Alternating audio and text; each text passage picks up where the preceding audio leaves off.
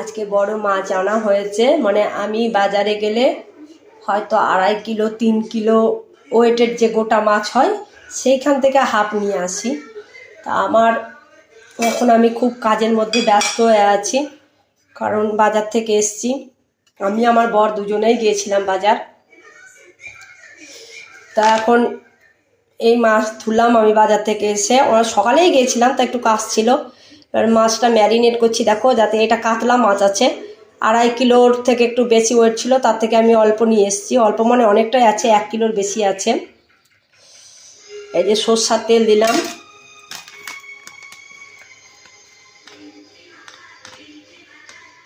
হলুদ দিলাম,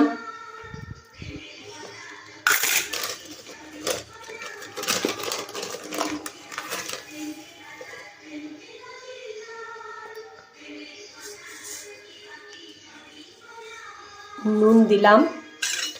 হাতটা লাগাচ্ছি না, কারণ আমি চা করলাম। এই যে দেখো, চা করলাম।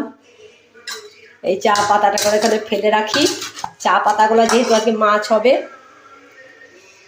মাছের যে কড়াইটা লাস্টে থাকবে, তেলটা ফেলে দিয়ে চা পাতাটা দিয়ে দিব, ফলে এক্সট্রা গন্ধটা অনেকটা কমে যায়, তেলের ইয়েটাও কমে যায়।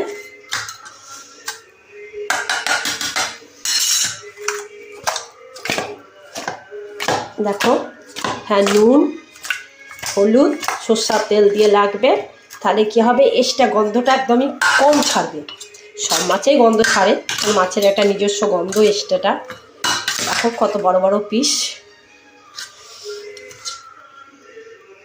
পেটিগুলো দেখো কত মোটা মোটা। কারণ আমি কাতলা মাছ ছাড়া কোনো মাছই খাই না, কারণ অনেক দিন পর মাছ খাচ্ছি, প্রায় কয়েক মাস বাদ দিয়ে। দেখে রাখো, এইভাবে মাছটাকে ম্যারিনেট করে রাখো। কেউ করলে সুবিধা হয়, কারণ আমার হাত নোংরা হয়ে গেল, এই হাতে মোবাইলটা নাড়লে এবার এক্সট্রা মোবাইলটাও গন্ধ ছাড়তে লাগবে, পরে আমাকে ভালো করে স্যানিটাইজার করতে হবে মোবাইলটাকে। তাই এভাবে ম্যারিনেট করে রেখো, তাহলে এক্সট্রা গন্ধটা কম হবে। তারপরে রান্না যখন করব তারপরে দেখাবো, কারণ আমার পক্ষে সম্ভব নয়, বারবার করে বলছি, একা হাতে।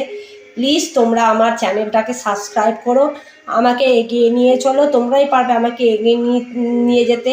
আমি সাধারণ হাউসওয়াইফ, আমি ম্যাক্সিমাম আমি একাই থাকি, আমার হাজব্যান্ড অফিস যায়।